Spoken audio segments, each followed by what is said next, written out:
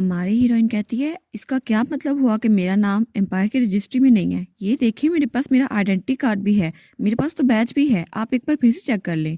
तो उसके सामने जो लड़की थी वो कहती है, माफ़ कीजिएगा, मैंने बहुत बार चेक किया, लेकिन मैजरिक फैमिली में सिर्फ आइजक मैजरिन है, आपके फादर, आपका तो कोई रिकॉर्ड ही नहीं है।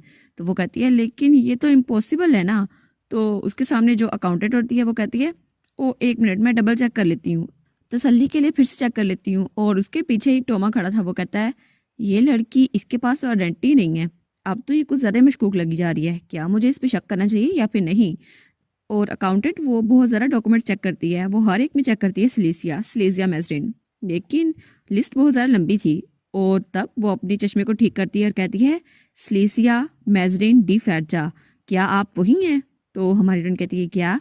और उसकी बात सुनकर हर कोई बैंक में उसको देखने लग जाता है। वो कहते हैं, क्या रॉयल फैमिली, क्या ये लेडी सच में एक फैरजा है। और पीछे से टोमा कहता है, लेकिन ये तो इम्पॉसिबल है ना, फैरजा नाम तो सिर्फ एम्पायर में दो लोग का है, एम्पर और उसके भाई का, और ये तो इम्पॉसिबल है, अगर ये एम्प्रेस नहीं है तो इसका नाम ये हो ही नहीं सकता, क्या ये कोई क्लैरिकल एरर है। लेकिन हमारी हीरोइन को तभी महसूस होता है, ओ मेरी तो शादी हो चुकी है, इसी वजह से मेरा नाम भी चेंज हो गया। और तभी टोमा को भी ये रियलाइज होता है। वो कहता है, ये इस चीज़ को करेक्ट क्यों नहीं कर रही, क्या ये सच में एम्प्रेस है। और सब लोग कहते हैं, ओ नो, ये सच है, सच में। और तब थोड़ी देर बाद वो बैंक के वीआईपी रूम में बैठी थी और उसके सामने बैंक की मैनेजर थी। तो हमारी फ्रेंड कहती है, क्या ये ठीक रहेगा मेरे जैसे का ऐसी जगह पे बैठना, ये तो वीआईपी रूम है ना। तो उसके सामने जो बैंक की मैनेजर बैठी थी वो कहती है, नहीं नहीं, हमें आपको थोड़ी इज्जत देने दें, वैसे भी हम पहले बहुत ज़्यादा सरप्राइज हो गए थे, और रॉयल फैमिली का डेटा थोड़ा अलग रहता है सिटीजन से, इसलिए हम आपको पहचान नहीं सकी, स्पेशली हमें तो पता नहीं था कि आप एम्प्रेस है। तो वो कहती है, ओ उस बारे में। तो वो सोचती है, मैं अब इसको बताऊं या ना बताऊं, इसको बताऊं तो क्या बताऊंगी कि अचानक हो गई शादी, हम दोनों को पता नहीं चला। तो तब वो मैनेजर सोचती है, ओ नो, लगता है ये कोई बहुत बड़ा सीक्रेट है, मुझे इस बारे में नहीं पता होना चाहिए। वो कहती है, नहीं नहीं, सबके अपने हालात होते हैं, तो आपको मुझे एक्सप्लेन करने की जरूरत नहीं है, योर मेजेस्टी। तो हमारी फ्रेंड कहती है, हाँ हाँ बिल्कुल ठीक, आप बिल्कुल ठीक कह रही हैं। तो वो कहती है, योर हाइनेस, तो आप मुझे विड्रॉ के बारे में ट्रस्ट कर सकती हैं। वो कहती है, नहीं, मुझे सिलेसिया बुलाओ, योर हाइनेस ना कहो। तो वो कहती है, जी जी जैसा आप कहें। तो सिलेसिया, विड्रॉ के बारे में मैं आपको बताना चाहूँगी, ये अभी पॉसिबल नहीं है। तो वो कहती है, क्या, ये पॉसिबल क्यों नहीं है, मेरे अकाउंट में इतनी रकम तो है। तो वो एक डॉक्यूमेंट आगे करके कहती है, इसमें लिखा है कि आप अभी अपनी 20 साल की उम्र में हैं, लेकिन आप तब तक विड्रॉ नहीं कर सकती जब तक आप 30 साल की नहीं हो जाती, और सर आइजक मैजरिन, आपके ट्रस्टी ने ये खुद टर्मिनेट किया है। और तब वो कहती है, सिर्फ स्पेशल केस में जब खुद अलाउ करें तब आपको पैसे मिल सकते हैं। और हमारी हीरोइन सोचती है, क्या मेरे डैड को मुझ पर भरोसा नहीं है, और वो तो उसके दिमाग में यही कह रहा था, बेटी मुझे तुम पे भरोसा नहीं है। तो हमारी हीरोइन कहती है, क्या कि कोई और तरीका नहीं है, मुझे अभी अर्जेंटली कैश चाहिए। तो मैनेजर कहती है, अच्छा अगर ये केस है तो आप अपने हस्बैंड का अकाउंट क्यों नहीं यूज़ कर लेती। तो हमारी हीरोइन कहती है, क्या हस्बैंड। तो वो कहती है, ओ हस्बैंड, आपका मतलब है एम्परर। तो वो कहती है, जी जी बिल्कुल, आप उनका अकाउंट यूज़ कर ले। तो हमारी हीरोइन कहती है, क्या ये मेरे लिए ठीक होगा, हिज मेजेस्टी का पैसा, वो तो कॉम का पैसा होगा ना, नेशन मनी। तो मैनेजर कहती है, ऑफ कोर्स, लेकिन मैं कॉम के पैसे की तरफ बात नहीं कर रही, मैं एम्पीरियल बजट की बात कर रही हूँ, जो एम्पर का अपना पैसा है बिना किसी और चीज़ के। तो वो कहती है, आपको पता होना चाहिए ना, मैरिड कपल्स अपने पैसे बांटते हैं, वैसे भी आप अब एम्प्रेस बन चुकी हैं, तो अपने स्पाउस की चीज़ें इस्तेमाल करना बहुत ज़रा कॉमन होता है, और इससे कोई लॉ भी ब्रेक नहीं होगा। तो वो कहती है, क्या सच में ऐसा हो सकता है। तो मैनेजर कहती है, जी जी। तो नतीजा ये निकला कि आप ये पैसे इस्तेमाल कर सकती हैं, और एम्पर का जितना भी पैसा है वो आपके पास आ सकता है, इसलिए आपको फिक्र करने की थोड़ी सी भी जरूरत नहीं है, आप मुझ पर भरोसा कर सकती हैं। तो हमारी फ्रेंड कहती है, क्या मैं थोड़ी देर पहले गरीब थी और सच में अमीर हो गई हूँ, मैं एम्पर का पैसा इस्तेमाल कर सकती हूँ, क्या सच में। और वो सोचती है, हाँ अब मैं सोच रही हूँ तो ये गलती मेरी भी नहीं थी, ये सारा वक्त तो उनकी वजह से हुआ था ना, पेपर वर्क की एरर की वजह से मैं एम्प्रेस बन गई, लेकिन अगर मैं डाइवोर्स ले भी लूँ तब भी ये रकम मेरी ही होगी, तो मुझे फिक्र करने की जरूरत नहीं है। तो वो कहती है, इसके अलावा इतना सारा काम, ये सब कुछ मुझसे करवाने के लिए कहा था, मुझे कितनी तकलीफ हुई, और अब बस मैं पैसे लेकर रहूंगी। तो वो कहती है, ठीक है, ये सारे पैसे मेरे होंगे। तो वो कहती है, लेडी सिलेसिया, आप ठीक तो हैं। और उसके बाद हमें बाहर का सीन दिखा जाता है, जहाँ यूजीन टेक लगा के खड़ा हुआ था। वो कहता है, मैं पहली बार किसी का इंतजार कर रहा हूँ, लेकिन ये इतना बुरा भी नहीं है। और वो सोचता है, आखिर वो लेडी है कौन, सिलेसिया मैजरिन, मुझे उसके बारे में और जानना है, लेकिन जब भी मैं उसको जानता हूँ ऐसा लगता है मैं उसको कोई और रूप देख रहा हूँ। और हर बार जब मुझे लगता है मैंने उसे फिगर आउट कर लिया, वो मुझे सरप्राइज करती रहती है। वो सोचता है आखिर वो है कौन, और वो वहाँ दीवार के साथ टेक लगा के खड़ा था। तभी उसे आवाज आती है बॉस, और जब वो वहाँ पर देखता है तो वो हमारी हीरोइन खड़ी थी। वो कहती है सॉरी मैं लेट हो गई क्योंकि मैं ब्लैक कार्ड को पिक कर रही थी और उसके हाथ में ब्लैक कार्ड था। तो टोमा कहता है क्या, एक ब्लैक कार्ड? ये तो बहुत ज़्यादा रेयर होते हैं, और ब्लैक कार्ड तो एम्पायर में सिर्फ 10 लोग के पास थे जो बहुत ही ज़्यादा अमीर थे, और उनमें से एक हमारी हीरोइन भी बन चुकी थी। तो वो कहता है लेडी, अब मुझे ये मत कहना ये आपका है। तो वो कहती है हाँ ये मेरा है, चलो चलते हैं। वो कहता है क्या, और पीछे से मैनेजर छुपकर उनको देख रही थी। तो हमारी हीरोइन कहती है मुझे बहुत सारी चीज़ें करनी है इसलिए मुझे यहाँ से जाना होगा। और टोमा पीछे खड़ा उसे देखा जा रहा था, और मैनेजर उसको देख रही थी, लेकिन टोमा वहां से जा चुका था और मैनेजर वहीं पे खड़ी थी। तो वो सोचती है क्या, इस आदमी को अभी एम्प्रेस ने बॉस कहा, तो इसका मतलब है ये जरूर होगा टोमा र्यूकन। ये तो वही मशहूर बिजनेसमैन है ना जो एम्पायर के खिलाफ खड़ा हुआ है, और इसके पास तो पूरा बजट है। तो मैनेजर सोचती है आखिर इतने अहम लोग आज मेरे बैंक में आए थे, कितना अच्छा दिन था। और हमारी हीरोइन और टोमा वहां से जा रहे थे, और हमें दूसरी तरफ का सीन दिखा जाता है जहाँ एम्पर मिरी के ऊपर कागज फेंक रहा था। तब मिरी सोचता है ये इस महीने में दूसरी बार है जब मुझ पे ऐसे कागज फेंके गए। तो वो कहता है चलो नया रिकॉर्ड कायम हो गया। तो एम्पर वो थोड़ा गुस्से में लग रहा था। वो कहता है इस बार फिर से डाइवोर्स फेल हो गया, ये किस तरह की बकवास है, आखिर वो लोग करना क्या चाहते हैं, पहले हमारी अचानक शादी करवा देते हैं अब डाइवोर्स भी नहीं लेने दे रहे। तो उसके पास जो आदमी खड़ा था वो कहता है लेकिन सर अपेरेंटली ये ऐसा ही है, वैसे भी अभी तक कितनी जनरेशन हो गई हैं एम्पीरियल डाइवोर्स हुआ ही नहीं है, तो उनके लिए थोड़ा मुश्किल होगा, इसलिए वो चाहते हैं कि आप दोनों खुद जाएं और अपनी कंसर्ट दे और उसके बाद आपका डाइवोर्स हो। इस तरह मैजिकल डिवाइस में आपका डाइवोर्स रिकॉर्ड हो जाएगा। तो एम्पर कहता है लेकिन ये सारी चीजें, ये डिवोर्स प्रोसेस इतना कॉम्प्लिकेटेड क्यों बना दिया है। तो वो आदमी कहता है असल में वो चाहते हैं कि आप एम्प्रेस की इजाजत के बिना उनसे डाइवोर्स ना लें, इसलिए बस वो उनके भले के लिए काम कर रहे हैं। तो वो कहता है फिर भी ठीक है, मैजिन फैमिली जाओ और उसको यहाँ पर लेके आओ। तो मिरी कहता है योर मैजेस्टी, हमें मैजिन फैमिली से अभी एक लेटर रिसीव हुआ है, और उस लेटर में लिखा है कि यंग लेडी अपने घर से भाग गई और मिसिंग है। तो एम्पर कहता है क्या, वो ये कर क्यों रही है। तो वो गुस्से में आता कहता है तो ढूंढ के लाओ ना उसको, मेरे कानों में बोली जा रहे हो, तुम लोग को मैं तनख्वाही क्यों देता हूँ, तुम लोग तो बिल्कुल यूजलेस है। और ये बात सुनकर दोनों वहां से भाग जाते हैं, और मेड बेचारी वो तो डर गई थी। तो एम्पर वो मेज पे हाथ रखता है और कहता है आखिर ये हो क्या रहा है, और फिर गुस्से से वहीं बैठ जाता है। वो कहता है वो अपने घर से भाग गई मुझसे बचने के लिए, डैम इट, वो तो कुछ ज्यादा ही जिद्दी है, लेकिन ये सब कुछ हो क्यों रहा है, और अगर वो उसकी बेटी ना होती तो मैं उसके साथ क्या करता, और अब मुझे उसे खुद ढूंढना होगा। अच्छा तो वो होगी कैसी, लाल बाल और 21 साल की, और अगर वो आइजा की तरह फायर रून यूज कर सकती है तो तब वो डॉक्यूमेंट्स में देखता है और कहता है उसका नाम होगा सिलेसिया, लेकिन वो होगी कैसे। तब उसे हमारी हीरोइन याद आती है जो उसके साथ लड़के वाले बेस में थी। तो उसको उसकी बात याद आती है जो कहती है 10 साल से हम इसलिए जंग कर रहे थे ताकि ये लोग गुलामों को बेच सकें। और वो थोड़े गुस्से में थी, और तभी उसने अपनी रून मैजिक से पूरी बिल्डिंग में आग लगा दी थी। वो कहता है क्या, जिसको मैं ढूंढता रहा था, जो मेरी एम्प्रेस थी जिसके साथ मेरी शादी हुई थी, वो मेरे साथ ही थी और मैं उसको तलाश ही नहीं कर पाया। उसके साथ ही दूसरे कमरे में हमारे एम्पर का भाई खड़ा हुआ था। वो कहता है क्या आप मुझसे लेडी मैजरिन की अपीयरेंस पूछ रहे हैं, वो कैसी दिखती है। तो मेरी कहता है जी जी, आप मुझसे खुद मिल के आए ना। वो कहता है आप ही बता सकते हैं वो कैसी दिखती है, इसलिए मैं आपसे पूछ रहा हूँ। तो वो कहता है अच्छा, तो उसके लंबे बाल हैं जो बिल्कुल रेड कलर के हैं, और उसकी बादामी कलर की आंखें हैं, और उसके चेहरे पे जेंटलफुल एक्सप्रेशन है। तो मेरी ये सारी चीजें नोट करा था। तो एम्पर का भाई कहता है ओ हाँ मुझे याद आया, उसने कैदी का लिबास पहना हुआ था जिसके ऊपर नंबर लिखा था 3358, और वो आगे की तरफ था, और उसके पैर वो तो बिल्कुल नंगे थे, उसके पाँव में चप्पल नहीं थी, और वो तो बहुत जरा गंदी लग रही थी। तो मेरी कहता है सर ये मजाक करने का वक्त नहीं है, मैं तो बस आपसे पूछ रहा था क्योंकि मैजेस्टी ने कहा था। तो वो कहता है मैं मजाक नहीं कर रहा। तो मेरी वहां जाते हुए कहता है फिर भी वो प्रिजनर के यूनिफॉर्म में क्यों घूमेंगी।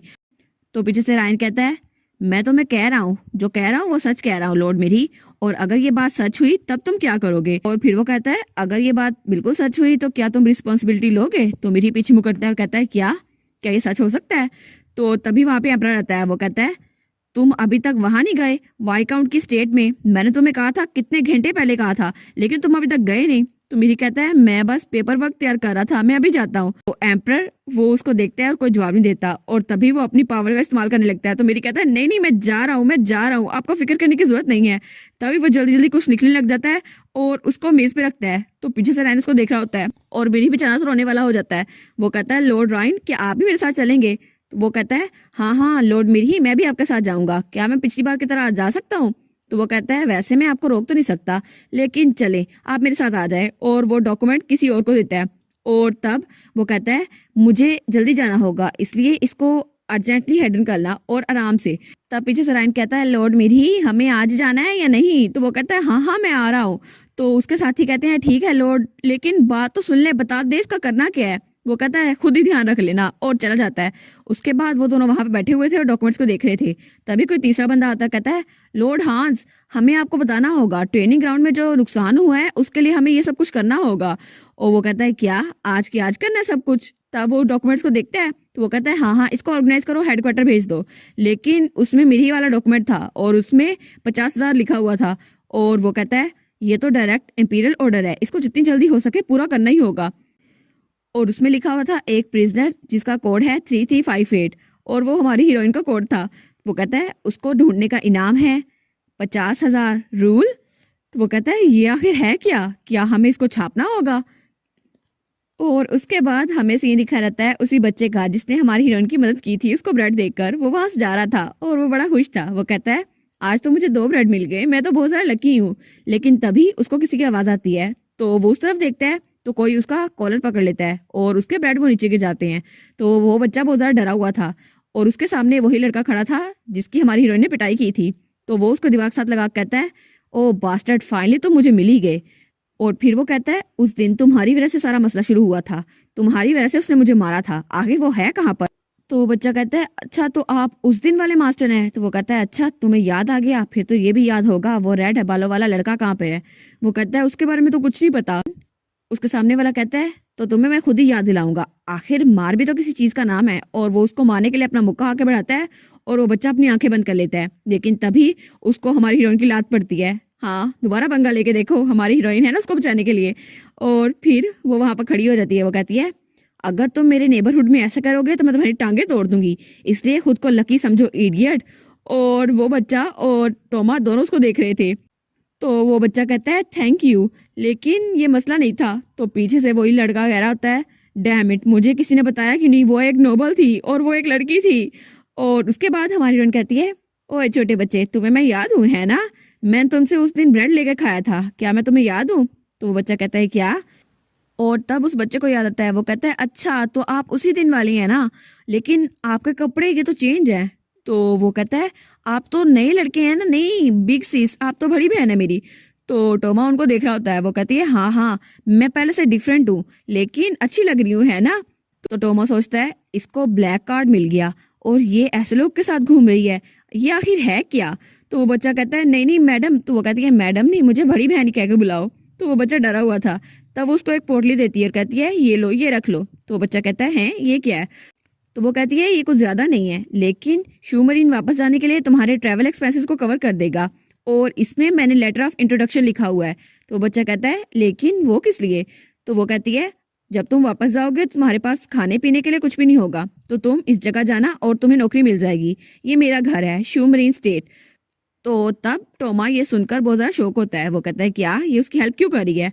तो बच्चा कहता है शूमरीन क्या मुझे वापस जाना होगा? लेकिन आप है कौन बड़ी बहन? तो वो कहती है तुम्हें मेरे बारे में जानने की जरूरत नहीं है, शूमरीन में तुम्हारे लिए अच्छी मेमोरीज नहीं होंगी, लेकिन जब तुम वापस जाओगे तुम्हारे लिए अच्छी मेमोरीज बन जाएंगी, इसलिए अभी के लिए तुम्हें बस वापस जाना होगा। और जब तुम वापस जाओगे क्या तुम मेरा इंतजार कर सकते हो? तो वो बच्चा उसको देखता है और वो कहता है हाँ हाँ मैं ऐसा कर सकता हूँ। और उसके बाद वो एक बगी के पास खड़ा था और वो हाथ हिला रहा था बाय करते हुए। तो हमारी हीरोइन भी उसको हाथ हिलाती है। वो कहती है अपना ख्याल रखना। और टोमा उसको देख रहा था। वो कहता है ऐसा लगता है आपके उसके साथ अच्छे ताल्लुकात हैं, क्या आप दोनों करीब हैं? तो वो कहती है क्या करीब? नहीं नहीं मैं तो बस उसको पे बैक कर रही हूँ क्योंकि उसने मुझे ब्रेड खिलाई थी, ब्रेड मनी। वो कहता है क्या ब्रेड, उसके बदले में इतना सब कुछ? तो वो कहता है माय लेडी मुझे लगा था आप नोबल ब्लड की हैं तो आपका बर्ताव उनके साथ बुरा होगा, लेकिन जब पहली बार मैंने आपको देखा तब आप मार्शल आर्ट में भी स्किल्ड थी और आप तो एक नोबल लेडी हैं। आप बाकी नोबल लेडीज से थोड़ी अलग हैं। तो वो कहती है ये इसलिए क्योंकि मैंने ज़्यादातर वक्त बैटलफील्ड में गुजारा। मैंने अपने बचपन में सिर्फ जंग ही देखी थी और जब से मैंने होश संभाला मैं सिर्फ जंग को देखती आ रही हूँ। इसलिए मुझे नहीं पता था नोबेलिटी के अलावा भी दुनिया है। इसलिए बहुत सारी चीज़ें थी जो मुझे नहीं पता थी क्योंकि मैं एक नोबल थी, और बहुत सारी ऐसी चीज़ें भी थी जो मैं सिर्फ तब कर सकती थी जब मैं नोबल थी, और मैं इसके लिए बहुत ज़्यादा शुक्रगुजार थी। और फिर वो हंसते हुए कहती है उप्स, मुझे लगता है मैं कुछ ज़रा सीरियस हो रही हूँ। तो टोमा हंस रहा होता है। वो कहती है चलो अब वापस जाते हैं, मेरे पास ब्लैक कार्ड है, अभी मैं तुम्हारा कर्जा चुका देती हूँ और फिर हम अपनी ज़िंदगी में वापस चल जाते हैं। तो टोमा वो कहता है क्या अपनी अपनी ज़िंदगी में वापस? और वो सोचता है एक हिडन एम्प्रेस जिसको कोई नहीं जानता, एक रून यूजर जिसके बाद बहुत ज़रा एक्सपीरियंस है और इसने वार भी देखी हुई है, एक लोकल नोबल और एक क्रिमिनल जो किसी के साथ बेईमानी बर्दाश्त नहीं कर सकती, और अब तो ये ब्लैक कार्ड होल्डर भी है। और फिर वो सोचता है आखिर इस लड़की का एम्पर के साथ ताल्लुक क्या हो सकता है। और फिर वो सोचता है और मुझे क्या करना होगा ताकि मैं इसको ज़्यादा देर अपने करीब रख सकूं ताकि मुझे एम्पर के बारे में जानकारी मिल सके। तो हमारी हीरोइन हंसते हुए कहती है क्या अब हम जाएं बॉस? तो टोमा उसको देखता है और कहता है क्या मैं आपसे एक बात पूछ सकता हूँ माई लेडी? तो वो कहती है हैं, तुम्हें मुझसे बात पूछनी है, लेकिन क्या? तो वो बड़ी सीरियस अंदाज में कहता है क्या अभी तक मैंने 90 पॉइंट स्कोर नहीं किया? तो हमारी हीरोइन कहती है क्या? अब इसका क्या मतलब हुआ? तो वो कहता है आपने कहा था ना आप मुझे तब एक्नॉलेज करेंगी जब मेरा पॉइंट मिनिमम 90 हुआ, और तब मैं आपको किडनैप भी कर सकता हूँ और इम्प्रिजन भी, और तब जब मैं आपके साथ था और आपकी जान बचाई थी तब आपने कहा था 95 पॉइंट्स। तब हमारी हीरोइन कहती है क्या वो नॉर्दर्न ड्यूक वाली चीज़? नहीं नहीं, मैं तो मजाक कर रही थी, मुझे पूरा यकीन है कि आप मुझे किडनैप नहीं करेंगे, मैं तो बकवास कर रही थी। तो वो उसके पास होते हुए कहता है तो अब आपका क्या ख्याल है, क्या मैं आपको इम्प्रिजन कर सकता हूँ? क्या वो ऑफर अभी भी वैलिड है?